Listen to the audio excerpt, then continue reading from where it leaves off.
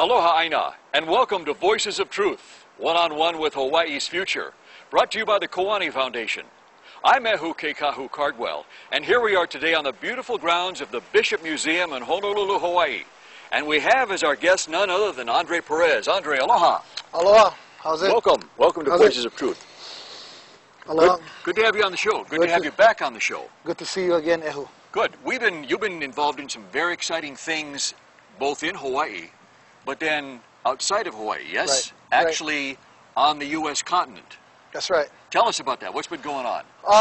Well, we've been, getting involved in some community organizing, advocating, activist work in support of Hawaiian prisoners, incarcerated Hawaiians who are struggling within the prison systems to exercise their religious rights. Okay, well, hold on. Let me stop you right there, because already I'm hearing something that doesn't quite make sense. Mm-hmm. We're talking about Hawaiians who are prisoners in a prison, but not in Hawaii. Right, correct. They're in a prison on the U.S. continent. What's going on with that?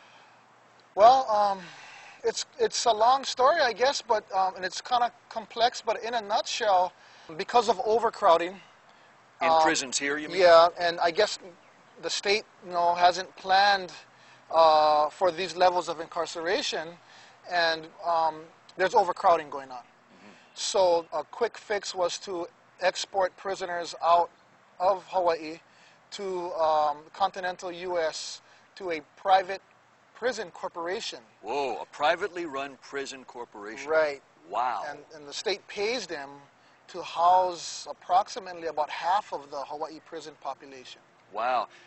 Right there with what you said, I could ask you probably 6 or 12 questions off of that, but the main one that comes to mind is Hawaiians who are prisoners in a state in the U.S. continent. Isn't that like a fish out of water? I would say yes, especially for the past several years or longer. They've had them spread out in places like Texas. They got women in Kentucky, Minnesota, Oklahoma, Arizona. However, recently this past summer, June 2007, they have consolidated the men, about 2,000 of them, into a brand new facility that the private corporation built specifically for Hawaii, to house all the Hawaiian men, or the Hawaii men, many of which are Kanaka Maoli. So they built this brand new prison in sort of the desert of Arizona, about an hour and a half outside of Phoenix, and it's called Saguaro. Saguaro. That's the name of the place. That's the name of the prison facility, and I believe Saguaro is the name of the giant desert cactus. Wow. But my understanding is that because Hawaii is the #1 customer of the Corrections Corporation of America, they're a big customer. So they were able to leverage and get the corporation to build a prison specifically for Hawaii prisoners, which is kind of, gives you some mixed feelings when you think about it. Very mixed feelings. Normally when you talk about, well, I'm the #1 customer of a business, that would probably make me happy and the business happy. When we talk about being the #1 customer of a company that runs a private prison, that's a whole different situation. Right. By the same token, talking about Hawaiians way, way, way away from Hawaii in the middle of a desert somewhere, and being like fish out of water, that's where you come in, right? Right. Well, we've other people have been working in this area also. We want to acknowledge the efforts made by others, but over the past, I'd say, I don't know, at least 5 years, they've been out in the continental U.S. Some of the immediate concerns that come up right away is cultural differences. So they're like cut off from their culture. Right. They're cut off from their people. They're cut off from everything. Right. Yeah. And then they're put into a position where you have the staff of the facility who have authority, power over them. Life and death power. Right. Yet no cultural understanding, no cultural sensitivity to this whole new culture and whole group of different people all of a sudden. So there's been, a lot of issues about that, There's been a lot of misconnects, disconnects, misunderstandings in dealing with Hawaii prisoners. However, one of the most common things that we hear from the different staff across the continental U.S., the guards mainly, is the one thing that they do agree upon is that Hawaii prisoners are respectful, very clean. They always praise them how clean they are, and their hygiene is noticeably better. Okay, those three attributes you just mentioned, those come with the culture, don't they? I would absolutely agree with that. Because when you look at Hawaii of old, it's exactly how the people were, whether they were high on the hierarchy or maka'ainana, people of the land. Right. Okay, so you noticed that there's a bunch of Hawaiians incarcerated in Arizona, and was it like one day you woke up and said, man, I got to do something about this, or how did this come about? Well, I've been aware of the issue of Hawaii prisoners. There's two issues in general. One is the exporting of them to the states, and the community has lobbied strongly against or to the governor and state government that it's not good. But they do have a real problem of overcrowding, and they sort of have allowed themselves to be painted into a corner. But then the other issue is now that they're there, prisoners have, I'd say around roughly 1998, the prisoners began to develop this consciousness. And they wanted to, hey, we want to do our ceremonies. They were seeing that other religious groups are being recognized and accommodated. And so they started writing requests to engage in traditional beliefs and practices. Who do they write that to? There's a process. They write requests through the warden and through the chaplain, requesting to be allowed to do these religious observances. To practice their culture, in essence, yeah. Right. And so it's been a struggle. Initially, my understanding is they were met with a lot of, with total resistance, and we're just basically told, you guys don't have a religion. Hawaiians don't do that stuff anymore. There's no such thing as a Hawaiian religion. Wow. This was being told to them by people who had no knowledge or understanding of Hawaiian culture or religion. And a lot of ethnocentric perspectives, such as, okay, well, where's your Bible? So, a lot of it was really just done through ignorance, and ignorance of the ignorance. Sounds like a lot of ignorance. Right. So to make to sort of take it to the next level, the prisoners filed a lawsuit through the Native Hawaiian Legal Corporation for religious rights. They sued the Corrections Corporation of America and the State Department of Public Safety. And before that, I think my understanding is it's settled very quickly. Sure. And they entered into an agreement. There's no doubt that Kanaka Maoli, Hawaiians have a traditional religion, that it's still alive and thriving today, and that it's been recognized for a very long time and acknowledged through existing state, federal, U.S. domestic laws, etc. That was pretty much a no-brainer. Yeah, good. So then the next question was, okay, how do these guys begin to practice ceremonies? So I think one of the common ones, which I think was a good place to start, was the Makiki Ceremony. Yeah, the annual Makiki. Right. In the fall. Right. Uh-huh. Opening in the fall and ending in the early spring. Yeah. So now they need support. They need to learn some things. They need resources, materials. How I got involved was sort of two ways.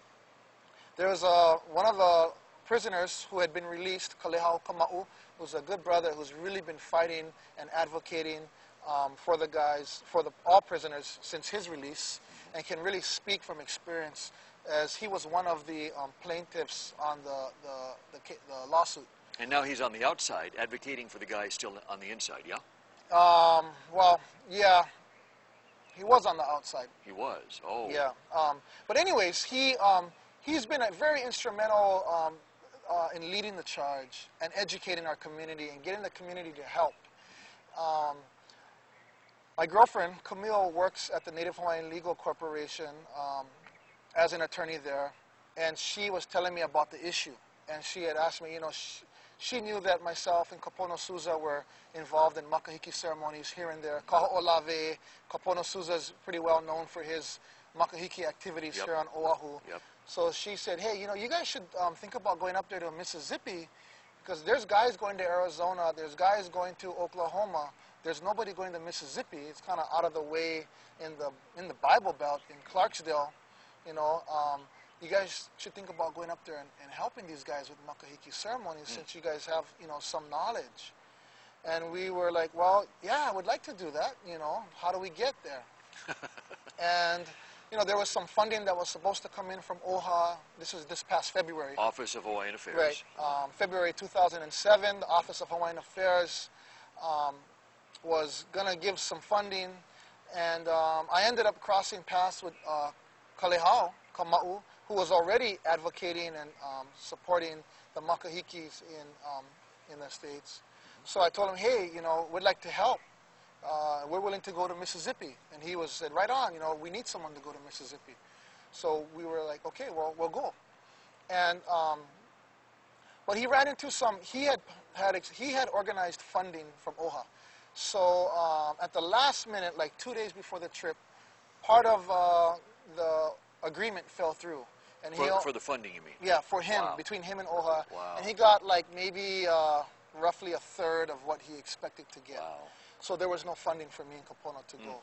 So we kind of, we were already committed. We made some phone calls, grassroots, got some, personal donations. We got Ozzy Stender to give us a personal donation. Good. And we went. We went forward. And we went to Mississippi and met those guys way out in the middle of nowhere. I can't imagine a more opposite worlds than Mississippi and Hawaii.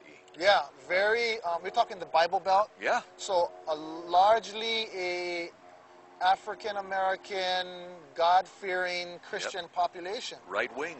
Yeah. Yeah. So it was a challenge, Can you imagine?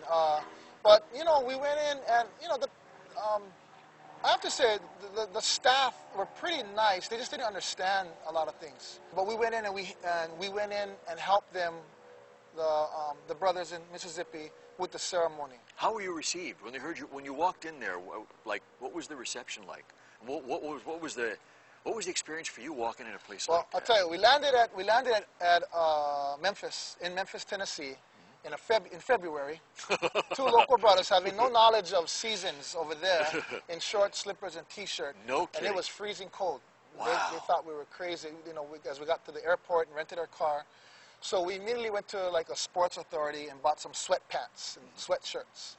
And we just happened to buy black pants and shirts.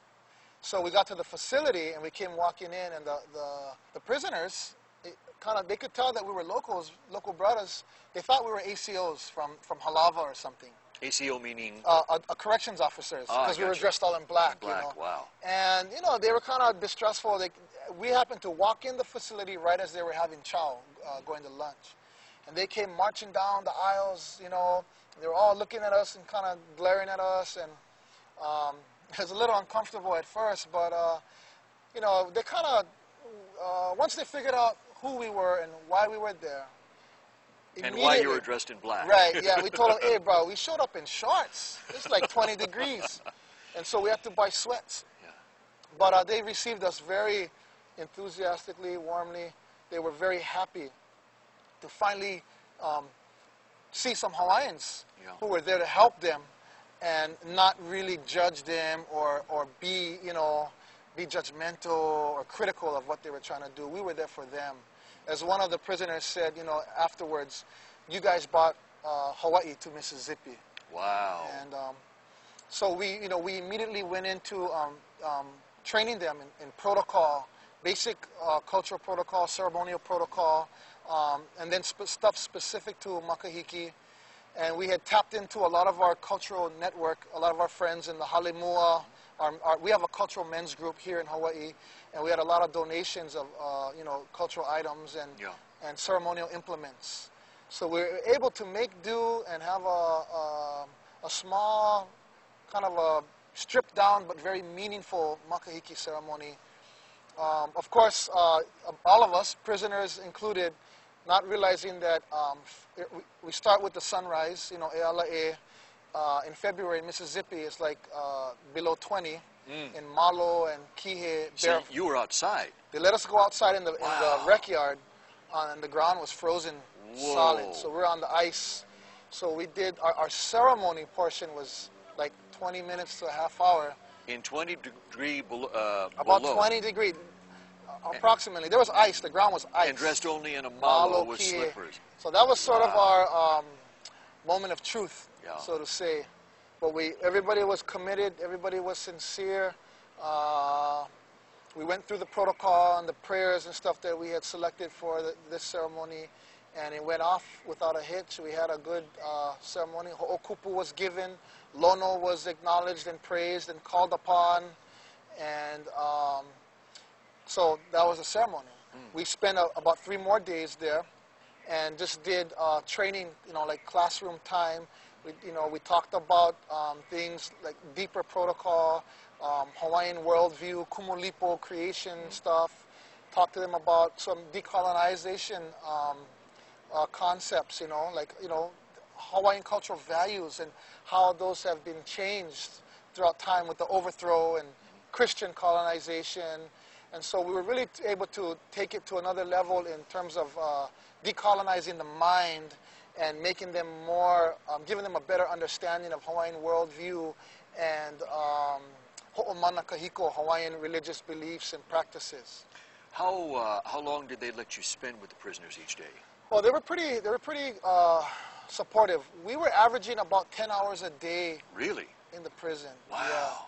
Yeah. Long time. The group was fairly small, about 40 guys on that first trip, and so we were maximizing our time. We were going in sometimes dark, coming out dark. I think we did something like close to 40 hours.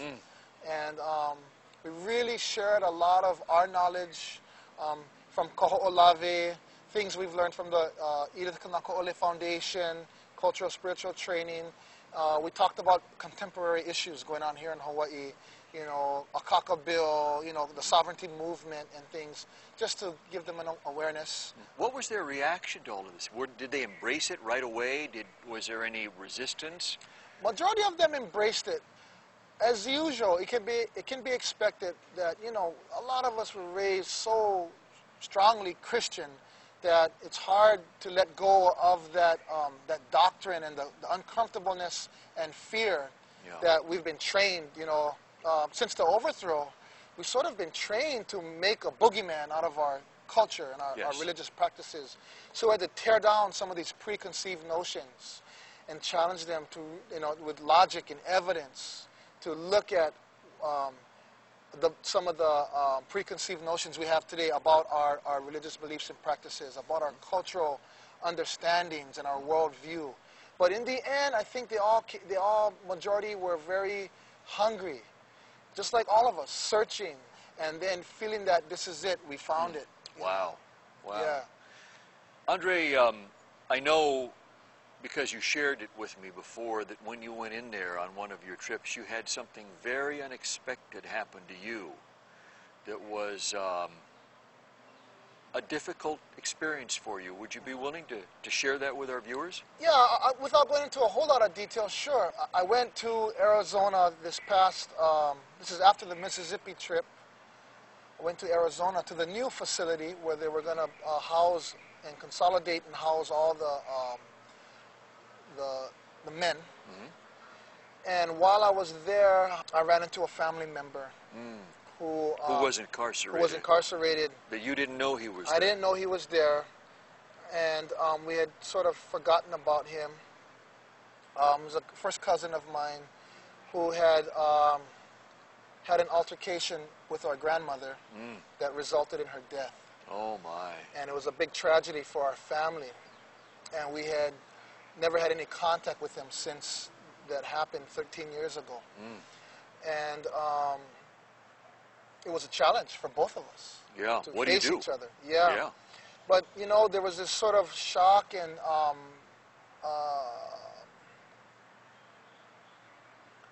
moment of uncomfortableness. But we both embraced each other, And he said, hey, I didn't know I didn't know you were coming.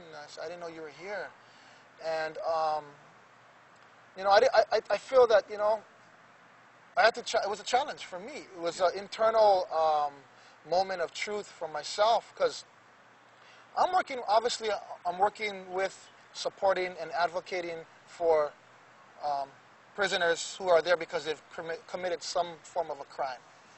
Many of them, I don't know what their crimes are or were. And, you know, I've always told myself, I'm not here to judge these guys. I'm here to help rehabilitate them.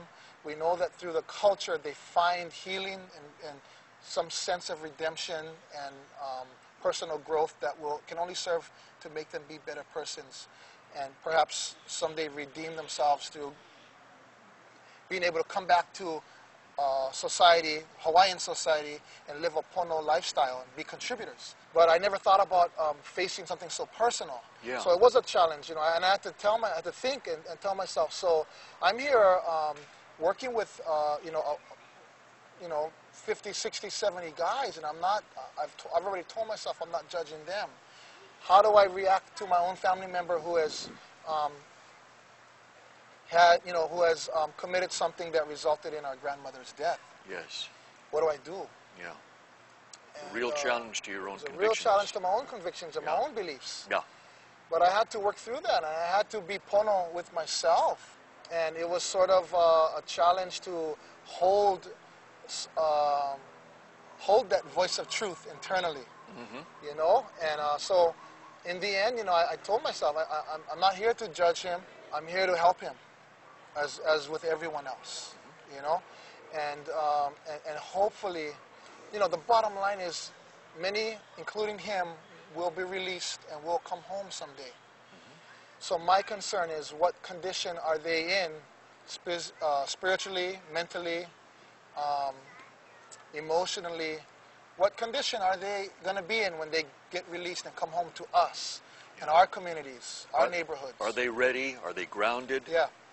You know, and so that's been my challenge to everyone that I talk to the Hawaiian community and to the greater Hawaii community, is we need to be concerned about what condition these men and women these men and women are going to be in when they come home. There's always the philosophy of punishment versus rehabilitation. Yeah, carrot and the stick. Right, and you know, they overlap and they meander back and forth, but you know, the bottom line is, as a community in Hawaii, we need to care, because these guys, about 95% of all incarcerated end up getting out someday, coming home. And we know, there's no doubt about it, that strict punishment, pure incarceration, does not change the way they think, does not change their attitude, right? You know, and does not change their behavior. So if we don't care, and as a matter of fact, there's a lot of evidence that shows it makes it worse. Makes it worse. Prisonization. Yes. Especially segregation. Makes them worse. They come out more hardened. They come out with an increased criminal, distrustful mentality. And they go back. And they go right back. You know, Hawaiians have the highest rates of recidivism, the revolving door, in and out, in and out. They call it doing life in installments. Yeah. And that's because these people are not connected to their culture. Right. Yeah. They're not connected to anything that's really contributing to quality rehabilitation. You know, rehabilitation that's working. And you know, there's many forms of rehabilitation. Rehabilitation is basically that cognitive change, changing the way they think, the way they behave. Changing the mindset. The mindset, the attitude. You know, and for at least I can speak for Kanaka Maoli, Hawaiians. Hawaiian culture, understanding of our spirituality and our connection to the aina, to our environment, to our akua, aumakua, has proven to be a very powerful tool towards rehabilitation, towards changing that perception, towards to getting them to adopt and place a value on our traditional cultural values. Because it's already naturally embedded in our practices, such as hula, such as ceremony. All those universal cultural values that are in all cultures are very naturally ingrained. If you try to present them in an anger management class, they don't absorb it. They go because they have to go, but they're not connecting with that learning. Yeah.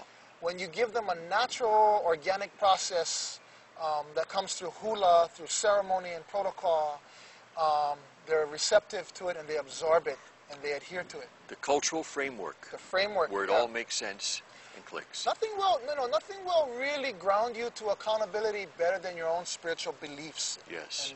And that which you value in terms of spiritual belief, conviction, and faith and stuff like that. So, we need to support Hawaiians who are trying to return to traditional aspects of our culture and spirituality because it's working for them.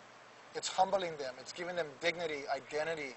It's changing their behavior. I can speak on that. Wow. Well, Andre, I got to tell you, I was blown away. Of course, I kept tabs on it by the emails you were sending, and I became emotional myself reading it because just the power of it, of the work you guys were doing over there and the courage it took to go over there. And then when you came, across your cousin, that is just, I mean, you're a warrior is what you are, to go there and do that. Well, so, it takes some conviction, it takes some commitment and a lot of work. Yep. There's no consistent funding or support from any of the Hawaiian institutions or agencies. Right. There's nothing from the state, any state agencies. Right. So getting people like us and others up there to do this important work is a struggle. Yeah. We're doing a lot of grassroots fundraising. I'm carving implements like poi pounders, poi boards, just to fundraise. And I don't really like doing that because I don't like to sell those kind of items. But I'm asking personal favors from the people at the Kanakaole Foundation, from other friends and stuff who are just making monetary donations. We got some, like the Bishop Museum here. The Bishop Museum Press donated a lot of books, cultural books, as did the KSBE Press. But, it's really just relationships and favors and, personal networking. We got to take it to the next level of getting Hawaiian institutions to support, We got to get this to become a program. Good. Good. Andre, mahalo piha. Full thanks to you for being on the program here, sharing with our viewers the magnificent work you're doing. Please keep it up. It's wonderful. Mahalo. Mahalo to everyone, and please support Hawaiian prisoners. Yes, absolutely. You've been watching Voices of Truth, one-on-one with Hawaii's Future, brought to you by the Kiwane Foundation. Remember also to watch us on the web, voicesoftruthtv.com, and our weekly video commentaries on freehawaiitv.com. It's all part of the Free Hawaii Broadcasting Network. I'm Mehu Keikahu Cardwell, and until next time, ahui ho!